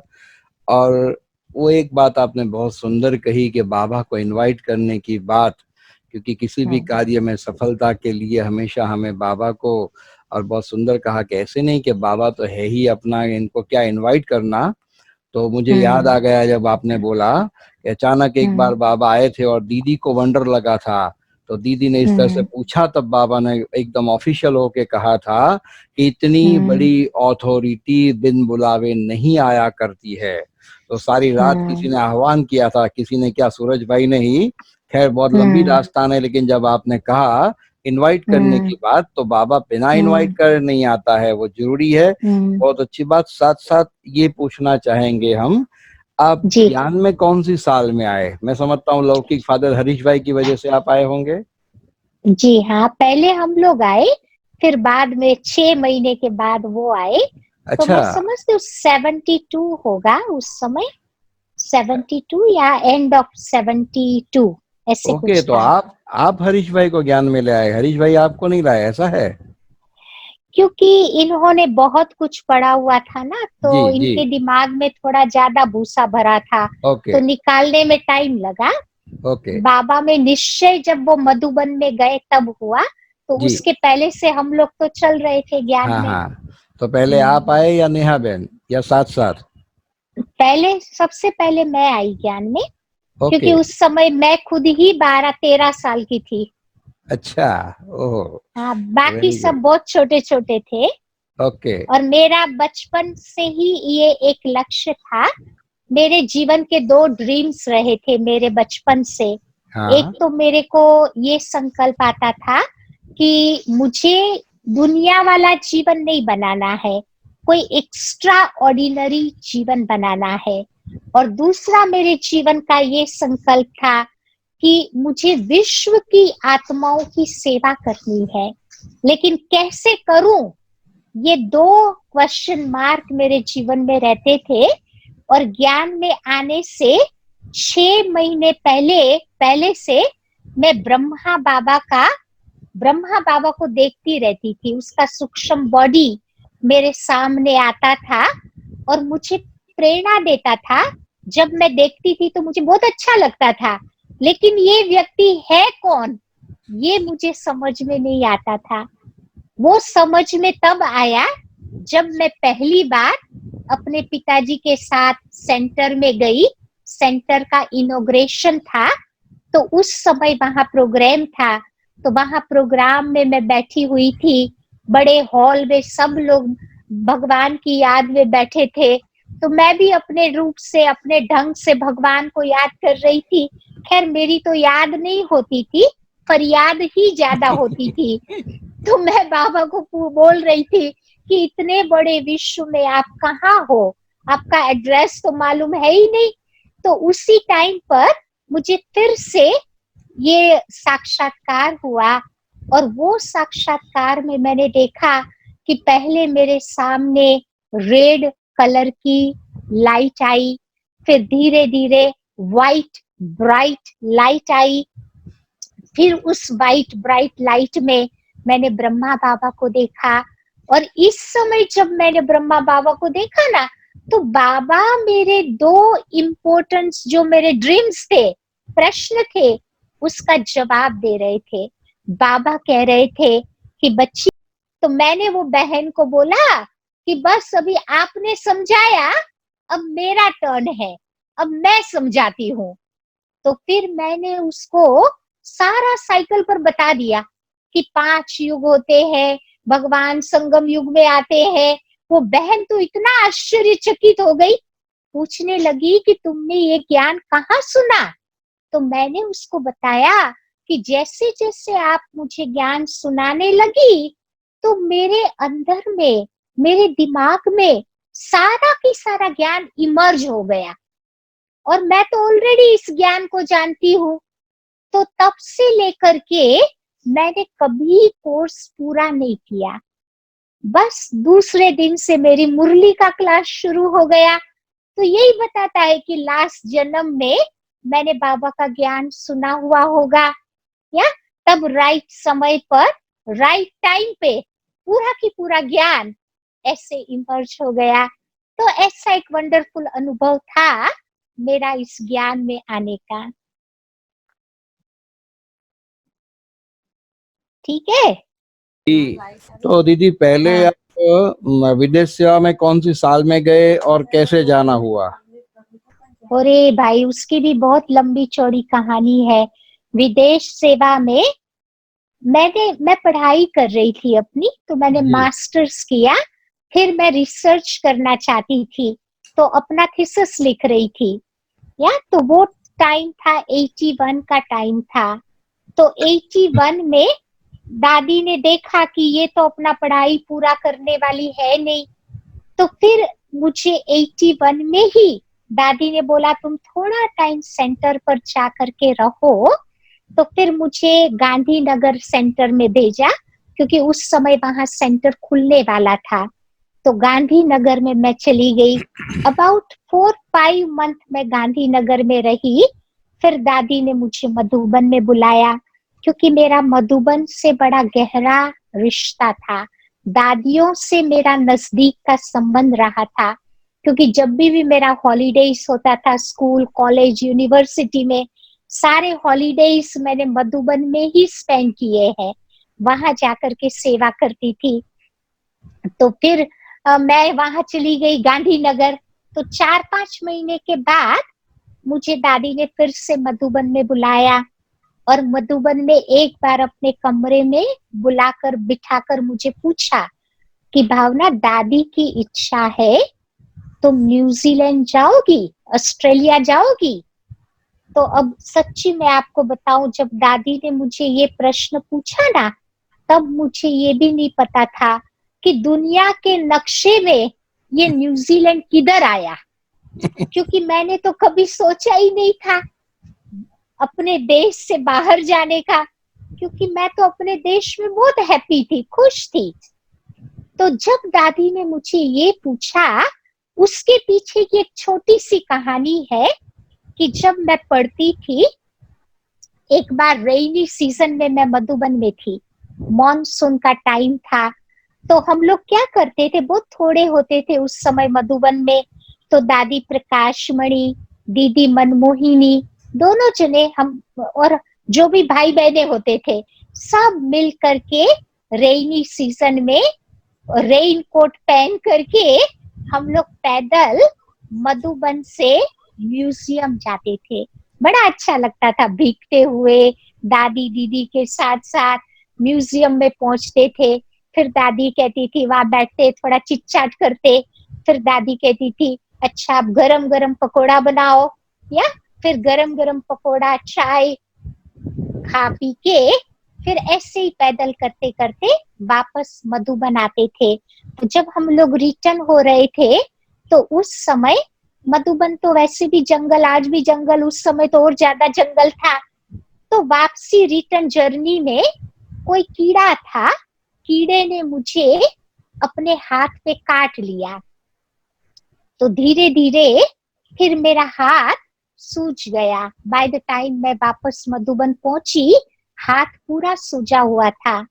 फिर उस रात मैं दादी के रूम में गई गुड नाइट करने, क्योंकि हम लोग हरदम जाया करते थे गुड मॉर्निंग गुड नाइट करने।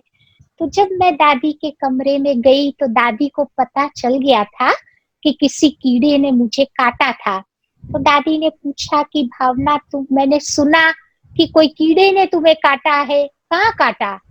तो फिर मैंने अपना हाथ बताया, तो हाथ पूरा सूजा हुआ था।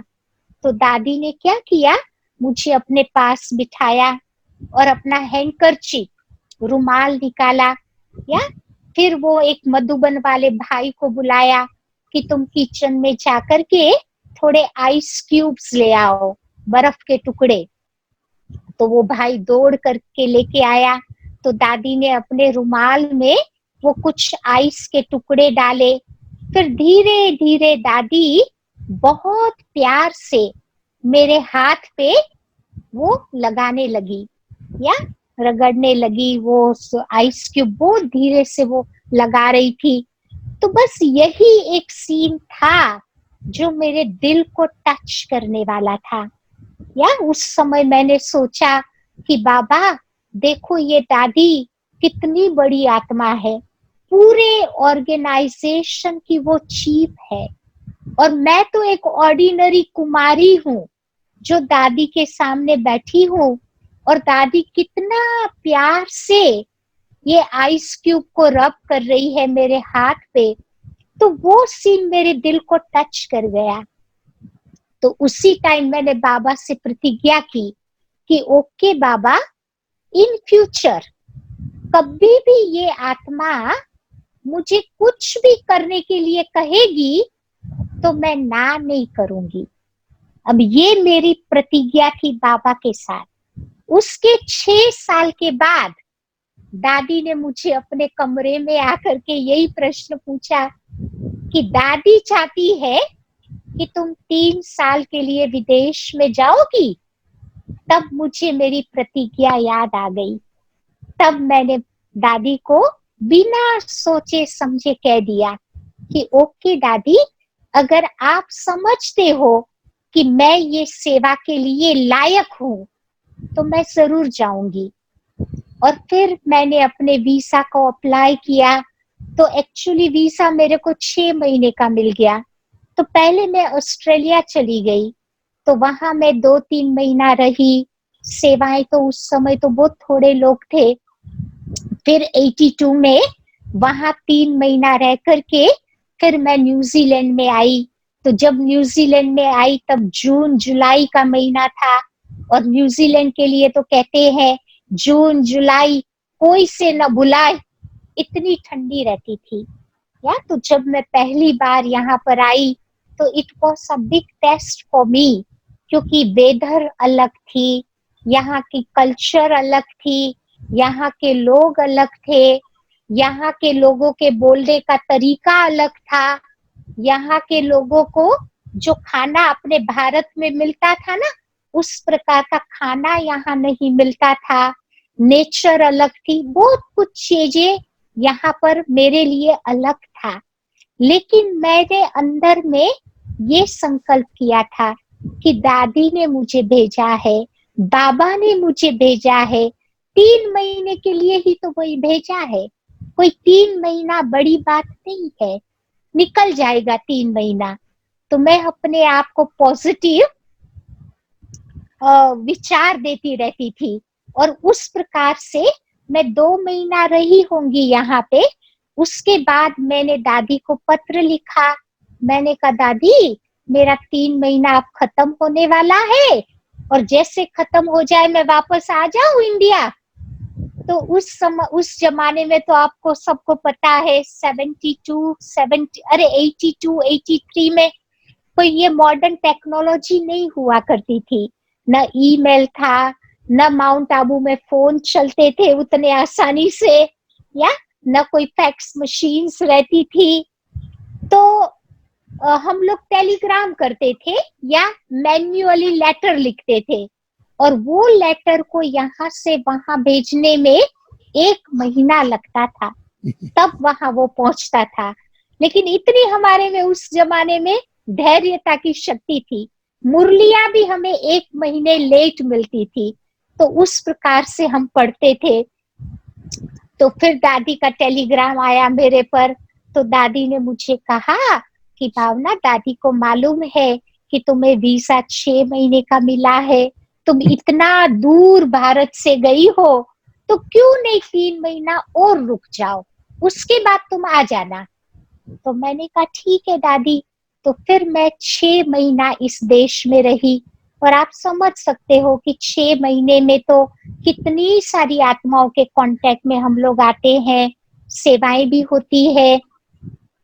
तो फिर 5 महीने के बाद क्या हुआ कि यहाँ के जो भाई बहने पक्के बन गए थे, इन्होंने दादी को पत्र लिखना शुरू कर दिया, और दादी को बोला कि दादी, इस बहन को हम वापस भेजना नहीं चाहते हैं, वो यहाँ रहे हमारे देश में, हम सेवा करना चाहते हैं। फिर दादी ने मुझे बहुत प्यार से बताया कि अब देखो भावना, मैं नहीं कह रही हूँ कुछ भी, तुम्हारे भाई बहन कह रहे हैं या। तो फिर मैंने दादी को बोला कि दादी मैं क्या करूँ तो फिर दादी ने बोला कि तुम तपास करो वहां पर कि वीजा के लिए क्या किया जाए, इस देश में रहना है तो, क्योंकि मेरे पास तो विजिटर वीजा थे, मैं खाली 9 महीना ही रह सकती थी, उससे ज्यादा इस देश में नहीं रह सकती थी। तो फिर मैंने इमिग्रेशन में इंक्वायरी की, तो इमिग्रेशन वालों ने मुझे बताया कि अगर आपको इस देश में रहना है तो आपको इस देश में अपनी संस्था को चर्च के रूप में रजिस्टर कराना पड़ेगा, क्योंकि ये क्रिश्चियन देश है ना, तो उसको चर्च के रूप में रजिस्टर कराना पड़ेगा। तो मैंने कहा ठीक है, तो उसका सारा प्रोसीजर मैंने शुरू करवा दिया, और बाय द टाइम 9 महीने हो गए तो मैंने कंट्री छोड़ दी। फिर मैं फीजी चली गई, जो नजदीक में कंट्री था, यहाँ से 3-4 घंटे का फ्लाइट है। तो फिर मैं फीजी चली गई, तो वहां अलग अलग 300 टापू है, तो अलग अलग आइलैंड पर मैं सेवा करती रही। 3 महीना मैं वहां पर रही। फिर उसी दरमियान यहाँ पर इन लोगों को, हमारी संस्था को रजिस्टर करने के लिए इनको मेरे इंटरव्यू की जरूरत पड़ी, तो मुझे 15 दिन का वीजा दिया। मैं वापस न्यूजीलैंड आई और मुझे बोला गया कि आपको इंटरव्यू देना पड़ेगा। तो फिर नेक्स्ट डे मैं किसी जस्टिस डिपार्टमेंट में गई, जहां इन्होंने मेरा इंटरव्यू लेना था। तो मैं वहां जाकर एक लॉयर के सामने जाके बैठ गई। मैंने बाबा को बोला कि बाबा, मुझे कोई आइडिया नहीं है कि ये मुझे क्या पूछेगा, जो भी बोले आप जानो, आपकी सेवा जाने। तो मैं कंप्लीटली बाबा की याद में बैठ गई। तो उसने मुझे पहला प्रश्न पूछा कि आपको चर्च के रूप में रजिस्टर्ड करना है, तो आप बताओ, आप अपने चर्च में क्या शादियां करवाती हो, क्योंकि क्रिश्चियन चर्चिस में तो शादियां होती है ना। तो मैंने 1 सेकंड के लिए सोच लिया कि अगर मैं ना बोला तो यही इंटरव्यू समाप्त हो जाएगा। तो मैंने बोला कि yes, I do conduct marriages in my church, तो मैं कराती हूँ। तो मैंने सोचा वो डिटेल में नहीं पूछेगा, लेकिन उसने पूछ लिया कि बताओ तुम कैसे करवाती हो शादियां अपने चर्च में, क्योंकि इन लोगों के चर्च में तो आधे घंटे में शादी हो जाती है। तो फिर मैंने बोला कि हमारे चर्च में कोई फिजिकल मैरिजेस नहीं है, ये स्पिरिचुअल मैरिज है between soul and supreme soul. इन देशों में तो ऐसा बोल भी नहीं सकते थे। अब मैं भी तो नई थी, क्योंकि हम लोगों को कोई को ट्रेन नहीं किया गया था उस जमाने में कि विदेश में कैसे रहना है, कैसे बोलना है, कैसे सेवा करनी है। अपने आप ही आ गए और अपने आप ही गलतियां करते करते सीखते गए। तो खैर मैंने ऐसे उसको बता दिया।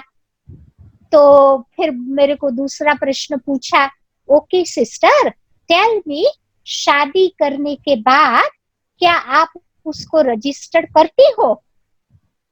अब मैं आपको बताऊं, उस जमाने में मैं इतनी इनोसेंट थी, मुझे ये नहीं पता होता था कि ये रजिस्टर क्या होता है, क्योंकि मैं तो इंडिया से गई थी और इंडिया में हमारे सेंटर पर रजिस्टर बुक रखते हैं, नहीं, जो क्लास में आते हैं ना, उसको प्रेजेंट आया तो प्रेजेंट, नहीं आया तो एब्सेंट। तो मैंने सोचा कि कुछ ऐसा ये पूछ रहा होगा, तो मैं तो बड़ा नशे से बोल दिया कि यस, आई डू रजिस्टर दे। वो भाई तो हैरान हो गया। फिर मेरे को पूछा कि तुमने कितनी शादियां करवाई? तो जितने क्लास में आते थे नंबर बता दिया। फिर मेरे को पूछता है कि tell me sister, do you have divorces in your church? कभी तलाक होता है तुम्हारे चर्च में? तो मैंने कहा कि no, my church is a unique church, विशेष चर्च है। एक बार किसकी शादी हो गई इज अ परमानेंट मैरिज। वो भाई था, उसको ये बात इसके दिल में टच कर गई। कहता है कि सिस्टर, परमानेंट मैरिज, ये तो इंटरेस्टिंग बात है। मेरे चर्च में तो सवेरे शादी करते हैं, आफ्टरनून अलग भी हो जाते हैं, शाम होते होते अलग भी हो जाते हैं, और आप कहते हो कि आपको यहाँ डिवोर्स ही नहीं होता। ये तो बहुत इंटरेस्टिंग बात हो गई। तो फिर उसने उसी बेस पर हमारी संस्था को चर्च के रूप में रजिस्टर कर दिया और मेरे को बनाया मिनिस्टर ऑफ दैट चर्च। या तो आज इस देश में हमारी संस्था ऑफिशियली चर्च के रूप में रजिस्टर्ड है और मैं ऑफिशियली मिनिस्टर भी हूँ। फिर क्या होता था कि इस देश में जो भी मिनिस्टर होते थे ना, तो वो सारे मिनिस्टर चर्चिस के एवरी 3 मंथ के बाद मिलते थे। तो अब मेरे को भी निमंत्रण आता था इस देश में, या तो जब मेरे को निमंत्रण आता था तो मैं भी वो मीटिंग में चली जाती थी। तो क्रिश्चियन धर्म में क्या होता था कि जो मिनिस्टर होते थे ना, वो सारे भाई होते थे और उम्र वाले होते थे, मैच्योर बॉडी के होते थे। और उस समय मैं तो बिल्कुल यंग थी, 21 इयर्स ओल्ड। या तो जब मैं जाती थी वो मीटिंग में, तो मेरे को देख करके आश्चर्य हो जाते थे ये लोग और मुझे प्रश्न करते थे कि हु मेड यू मिनिस्टर? कहते तुम्हें किसने मिनिस्टर बनाया? तो मैं तो बड़े नशे से कहती थी कि God has made me minister, भगवान ने मुझे बनाया। तो मतलब हम लोगों का बहुत अच्छा रिलेशनशिप था। वो मुझे अपनी बेटी के रूप में ट्रीट करते थे, फादर की डॉटर का रिलेशनशिप था। तो कभी कभी फिर अपने चर्च में मुझे बुला लेते थे, कहते थे sister come and talk little bit about your meditation, talk about little bit of your positive thinking, something like that.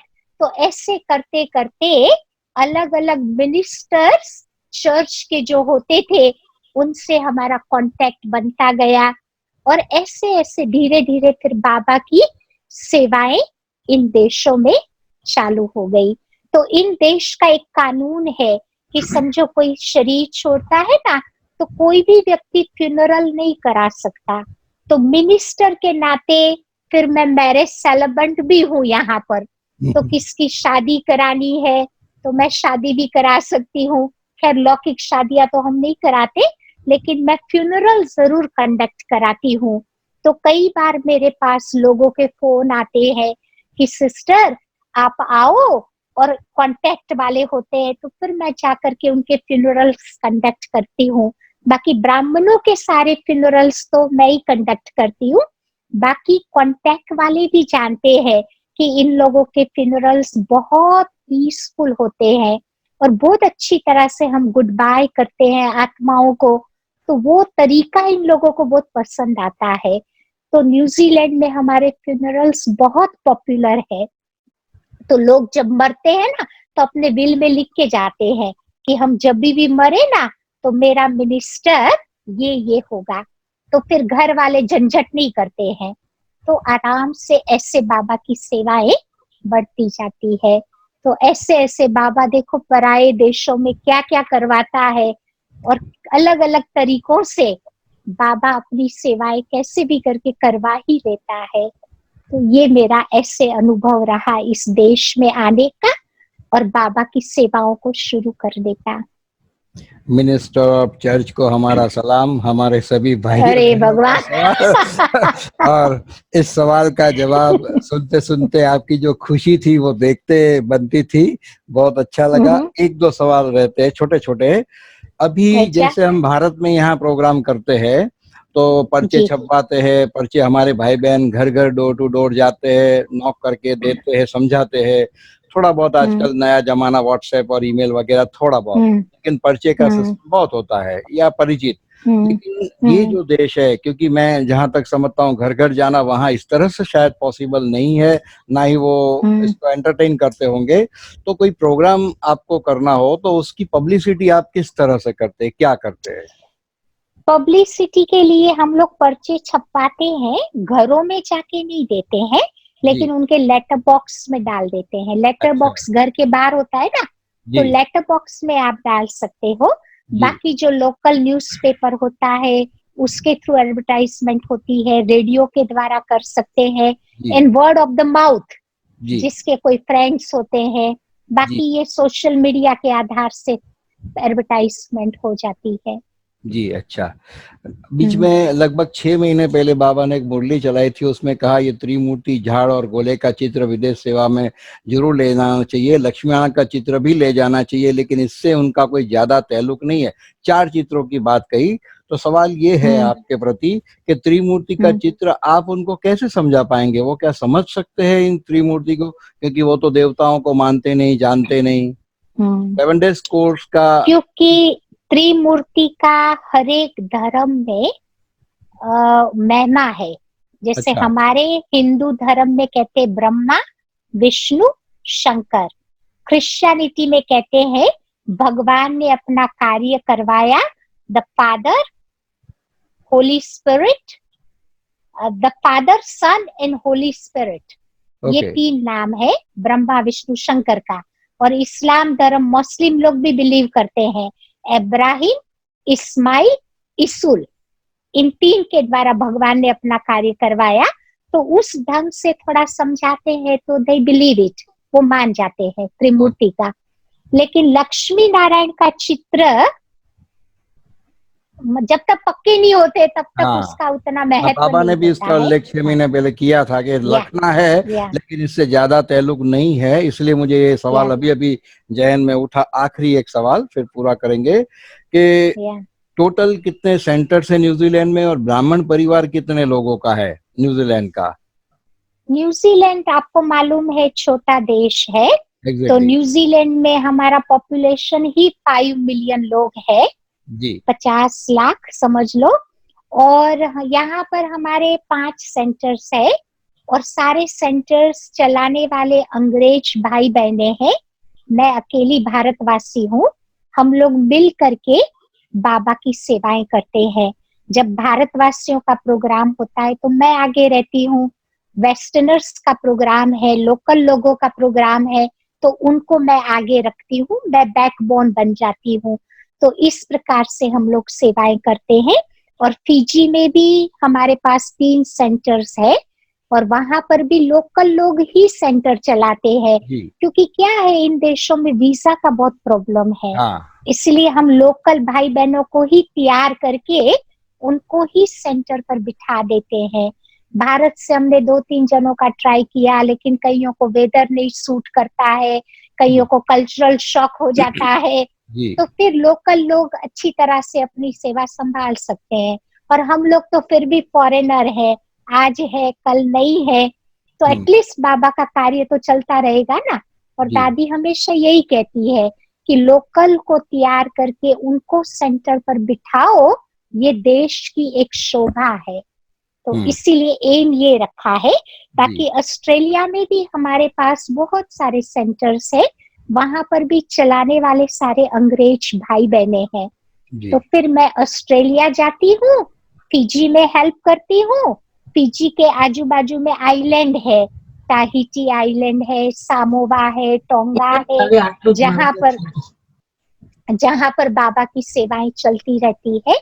Great barrier island है, वाहिकी आइलैंड है। तो मैं ऐसे आती जाती रहती हूँ। तो ये मेरा एरिया है, पैसिफिक एरिया।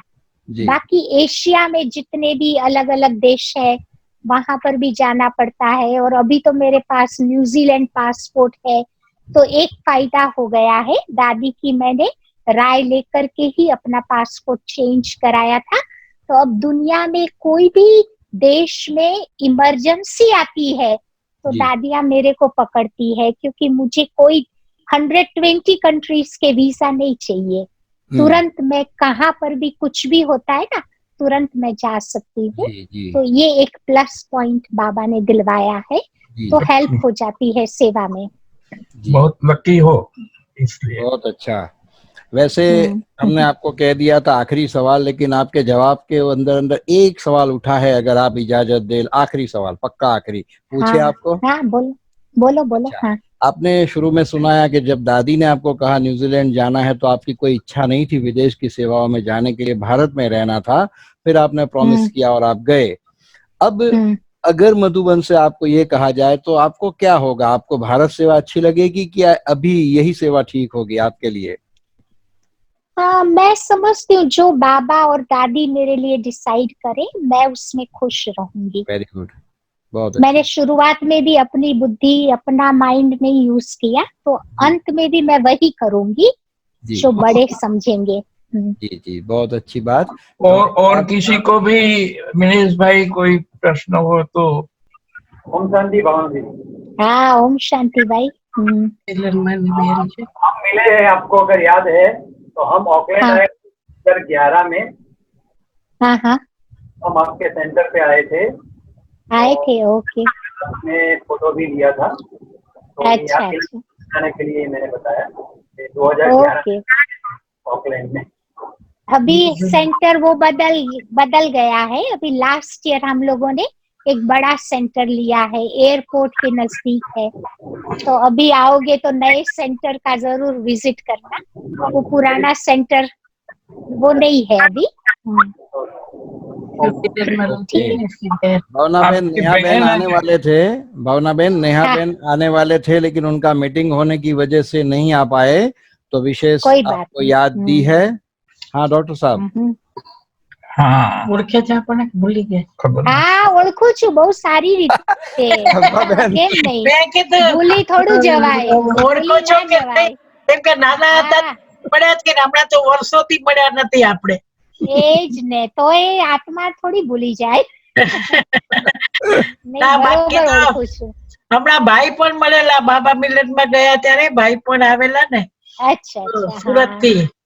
અને ના ત્યાં તો ચલો બો રાવલભાઈ ની દીકરી છે પાછી, એ બધા બાબાના હા પરિવાર છે ને, બધા તમારો પરિવાર. અને હા, એ જ દાદા ને। દાદા બી મળ્યા છે દાદા. દાદા તો અચ્છા, સાંડેસરામાં હતા ને, તો અહીંયા આવતા. તમે નાના હતા ત્યારે મળ્યા છો, પણ હવે હા, એ તો બહુ રાઈટ। વર્ષોની વાત થઈ ગઈ એ તો બધી. વર્ષોની વાત થઈ ગઈ ને, બહુ વર્ષોની વાત ખુશી થઈ. થઈ તમને લોકોને મળીને, મને બહુ અમને ખુશી ખુશી. થઈ। તમારા ફોટા તો થેન્ક જોતા હોઈએ છીએ, અચ્છા અચ્છા, મેગેઝિનમાં ને એમાં જોતા હોઈએ, પણ અત્યારે મળીને ખુશી થઈ. આજે અમારી જોડે હા, પોલોમી બેન છે, એ અચ્છા, પ્રોફેસર ઓમ છે, શાંતિ। પીએચડી થયેલા છે, પ્રોફેસર હતા. હમણાં 5-6 અચ્છા વર્ષથી રિટાયરમેન્ટ વીઆરએસ લઈ લીધું છે. અચ્છા અચ્છા, સરસ, ચાલો। કેમેસ્ટ્રી માં પીએચડી કરેલું છે. ઓકે, આપની ચાલો, સાથે સરસ। કોઈ હવે છે અત્યારે? આપની સાથે કોઈ છે મારી અત્યારે? સાથે હા, ગોરા ભાઈ બહેનો છે। તો બે આજુબાજુમાં ભાઈ, ખાડો. બે ભાઈઓના સેન્ટર છે, બે બહેનોના સેન્ટર છે। તો ગોરા ભાઈઓ અને બહેનો રહે છે સેન્ટર પર। અહીંયા અહીંયા સેન્ટર પર જ્યાં આપ છો ત્યાં રહે છે અત્યારે કોઈ? અત્યારે હા, કોણ અહીંયા પણ આપની સાથે? એના દર્શન બી કરાવો તો આજુબાજુ હોય તો દર્શન કરાવો ભાવનાબેન. હમણાં તો હવે એ લોકો બિઝી છે, ઓનલાઈન મીટિંગ કરે છે। અચ્છા અચ્છા, અચ્છા, અચ્છા. સરસ હા, સરસ. અમારે સાંજ પડી ગઈ ને અહીંયા, અચ્છા, પણ હવે સાંજના આવો 6 ત્યારે વાગે। વડોદરા આવજો ભાવનાબેન. હા, જરૂરથી આવીશું, મધુબનમાં જરૂર આવો ત્યારે મળીશું। હા, નેહાબેન ની જોડે અમારી લિંક કરીને આવજો. જરૂરથી મળીશું આપણે। તમે પણ આવો, ફરી જાઓ, અહીંયા સેવા કરી જાઓ, જોઈ જાઓ કેમ અમે રહેતા છીએ, કેમ સેવા કરીએ છીએ। આજે હમણાં ઉમેશભાઈ બોલ્યા ને, તે એના યુગલ છે હા સુનીતા બેન, એની બેન હા, ન્યુઝીલેન્ડ માં છે, બેન બનેવી. અચ્છા અચ્છા, એ હા, લોકો કીધું એટલે ભાઈ આવ્યા આવેલા। હતા. હા, એટલે આવેલા એ હા લોકો ત્યાં. હા, ના, સરસ કર્યું। હા, તમે પણ આવો, એકવાર ફરી જાઓ। હા, જરૂર. ઠીક, ચાલો તો હે। બહુ બહુ ઓમ ખુશી શાંતિ। થઈ, બહુ ખુशी અરે, થઈ। બહુ ખુશી થઈ મને પણ हाँ, और બધાને आपको મળીને। आपको देखते देखते ऐसे लगता है जैसे एक छोटी कुमारी कैसे बोलती है, ऐसे लग रहा है। हाँ, बाबा की चलो। लवली बच्ची दिख रही हो आप। पर है मिनिस्टर ऑफ चर्च। मिनिस्टर है, लेकिन नहीं नहीं, हम तो सब बाबा मिनिस्टर के तो बच्चे ही है। मिनिस्टर भी है, फिर भी बच्ची का रूप धारण करना वो बड़ी ताकत की बात है। वास्तव में वो ही नहीं, ताकत है, ठीक है। क्योंकि भगवान का बच्चा जो बनता है वो स्वर्ग का मालिक बन जाता है ना। तो ना, राइट है। इसीलिए हाँ, तो बहुत अच्छा लगा अनुभव। चलो है। इसके बाद हाँ एक अच्छा लगा, अभी हम बाबा की याद में हाँ, फिर पूरा करते हैं 3 बाबा को मिनट याद करके। साइलेंस में रहकर पूरा करते हैं। Thank you for organising lovely programme. तुम जैसा और कोई नहीं भाग्यवान। चमक रहा है भाग्य सितारा, चमक रहा है भाग्य सितारा। नील गगन आसमान, तुम जैसा और कोई नहीं, तुम जैसा और कोई नहीं।